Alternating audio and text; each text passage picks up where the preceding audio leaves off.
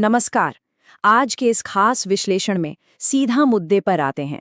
हम सभी ने कभी न कभी उस भारी तनाव, झुंझलाहट और गुस्से का सामना किया है ना? आजकल की भागदौड़ भरी जिंदगी में ये तो जैसे आम बात हो गई है। रोज के इस तनाव से निपटना सच में एक बड़ा संघर्ष है। लेकिन जरा सोचिए, अगर इस मॉडर्न प्रॉब्लम का सबसे बेहतरीन और अचूक समाधान हजारों साल पुराना हो तो? जी हाँ, आज हम कुछ ऐसे ही प्राचीन और गहरे समाधानों को डिकोड करने वाले हैं। चलिए गहराई से समझते हैं। शुरुआत करते हैं बुद्ध की फोटो से। इसे बस एक तस्वीर मत मानिए, इस चेहरे की शांति को देखिए। ये बुद्ध की महिमा और उनके गहरे दर्शन का जीता जागता प्रतीक है। उनका ये अद्भुत सुकून हमें सिखाता है कि अपनी भावनाओं को कंट्रोल करने और गुस्से पर काबू पाने का अल्टीमेट मॉडल आखिर क्या हो सकता है। इसे देखकर ही मन में सवाल आता है कि इतनी गहरी शांति आखिर कोई कैसे हासिल कर सकता है। तो चलिए पहले भाग की तरफ बढ़ते हैं, क्रोध का उपहार। इसे समझने के लिए जरा इस मशहूर प्राचीन कहानी की कल्पना करें। एक बार बुद्ध एक पेड़ के नीचे बिल्कुल शांत बैठे थे। तभी अचानक वहां एक इंसान आता है और जोर जोर से गालियां देते हुए उस पूरी शांति को भंग कर देता है। वो चिल्लाता है, तुम एक ढोंगी हो, तुम्हें कुछ नहीं आता। अब जरा सोचिए, कोई बिना बात के ऐसे चिल्लाए तो किसी का भी मन करेगा कि उसे पलटकर करारा जवाब दे। ये तो बिल्कुल नेचुरल है, राइट? लेकिन हैरान करने वाली बात यह है कि बुद्ध एकदम शांत रहे। उन्होंने एक भी शब्द नहीं कहा, बस विनम्रता से मुस्कुरा दिए।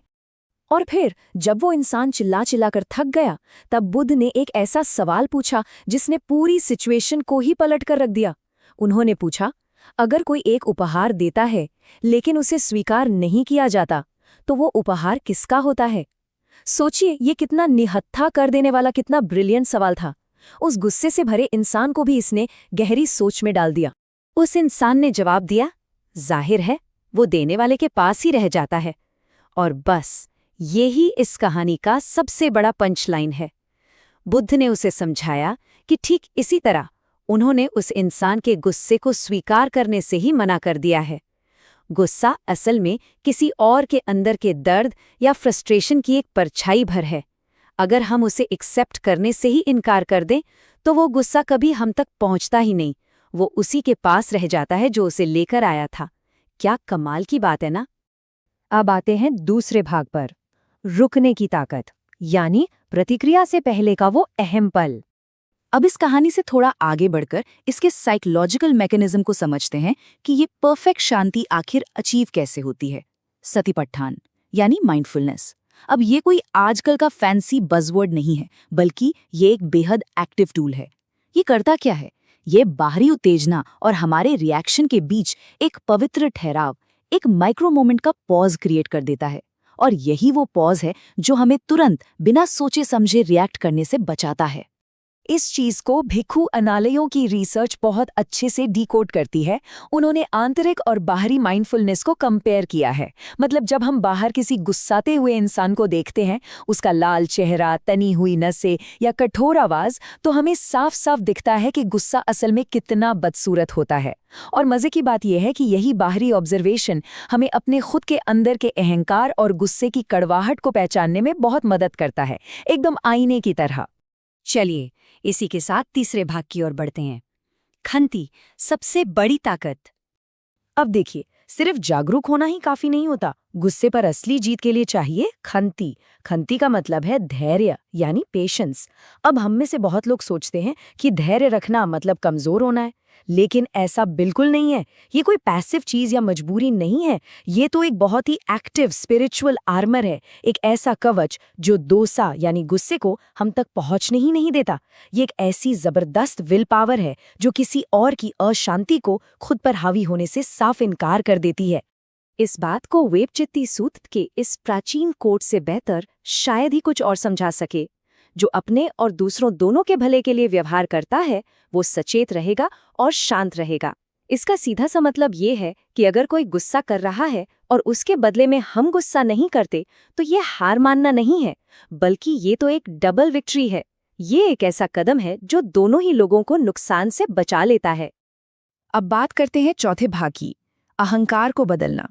यही वो चीज है जो असल में अपमान की जड़ है।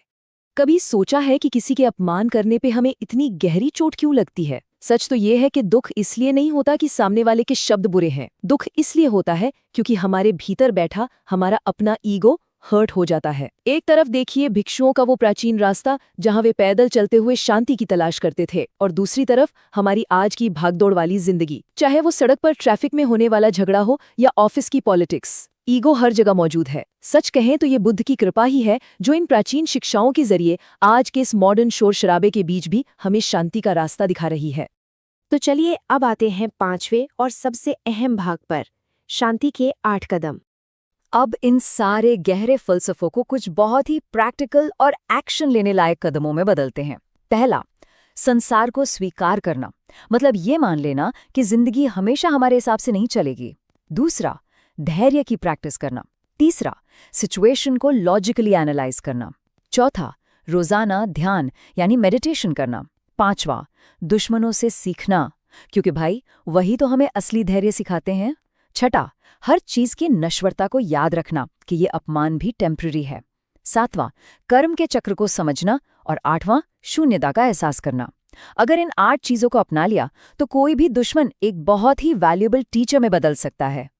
तो प्रैक्टिकली करना क्या है?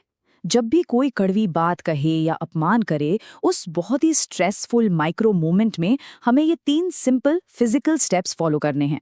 पहला, जैसे ही कोई कठोर शब्द सुनाई दे, बस एक गहरी सांस लें। दूसरा, अपनी पहचान को उस बात से बिल्कुल अलग कर दें, यानी बात को पर्सनली ना लें। और तीसरा, बिना कोई रिएक्शन दिए उस अपमान को बस हवा में उड़ जाने दें। बाहरी शोर को अपने अंदर जाने से रोकने और अपनी इनर पीस को बचाने का इससे सॉलिड तरीका और कोई नहीं है। और अब जरा इस बात पर गौर कीजिएगा, ये पूरे कॉन्सेप्ट को देखने का नजरिया ही बदल देती है। थिच नाहत हान का ये बहुत ही पावरफुल थॉट है। जब कोई दूसरा व्यक्ति आपको पीड़ित करता है तो ऐसा इसलिए है क्योंकि वो खुद गहराई से पीड़ित है। उसे सजा की नहीं, मदद की जरूरत है। वाह, जरा सोचिए, ये अपमान को एक पर्सनल अटैक की तरह देखने के बजाय किसी के अंदर के दर्द और तकलीफ की पुकार के रूप में देखने का कितना करुणा भरा नजरिया है। तो इस पूरी चर्चा के बाद आखिर में बस एक सवाल छोड़कर जाना चाहेंगे।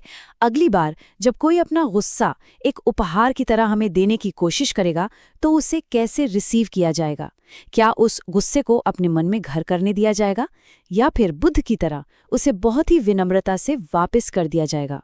ये एक ऐसा अहम चॉइस है जो हर दिन हमारी अपनी मानसिक शांति तय करता है। सोचने वाली बात है ना।